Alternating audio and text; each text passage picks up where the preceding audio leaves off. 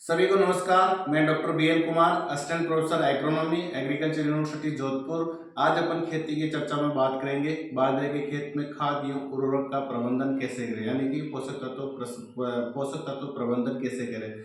सर्वप्रथम बाजरे की बुआई से पहले जिन किसान भाइयों ने अपने मिट्टी के नमूने की जांच नहीं करवाई है वो जांच करवा ले और उसके आधार पर जो संतुलित पोषक तत्व की मात्रा वो देवे। इसके अलावा अपन जो सिंचाई प्रबंधन के लिए अपन ध्यान रखेंगे, जो सिंचाई प्रबंधन में या जहाँ पे 600 ml से ज़्यादा बारिश होती है उस एरिया में बाजरे की जो वो अच्छे खाद या उर्वरक प्रबंधन में 90 किलो नाइट्रोजन और 30 किलो फास्फोरस प्रति हेक्टेयर से देने पर अधिकतम उपज प्राप्त होती है।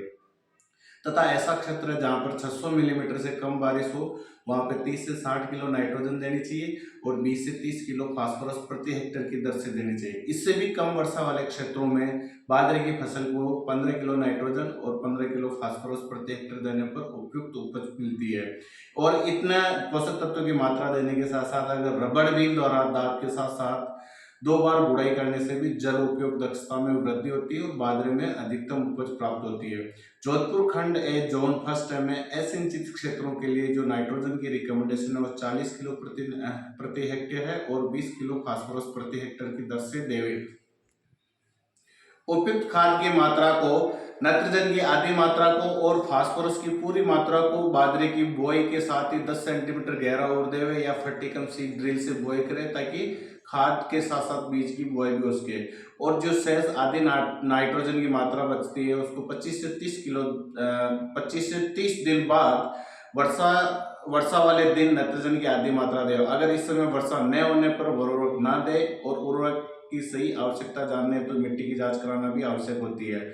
और अगर आपको सिंचाई की उपलब्ध सुविधा है तो आप हल्की सिंचाई देके फुहारे से आप 25 से 30 दिन के बाद आधी नाइट्रोजन दे सकते हैं। बाजरे की फसल में जिंक व लोहे पोषक तत्व की आपूर्ति हेतु बुआई के समय 25 किलोग्राम प्रति हेक्टेयर की दर से जिंक सल्फेट जो हेप्टाहाइड्रेट फॉर्म वाला आता है जिसमें 21% जिंक होता है उसका भी प्रयोग करें। तथा खड़ी फसल में फेरस सल्फेट लोहा जिसमें 19% होता है और 0.5% का घोल 30 से 45 दिनों पर करें, पानी छिड़काव करें। घोल का पीएच मान उदासीन करने हेतु 2.5 ग्राम प्रति लीटर के हिसाब से भुजा हुआ चूना भी मिला ले।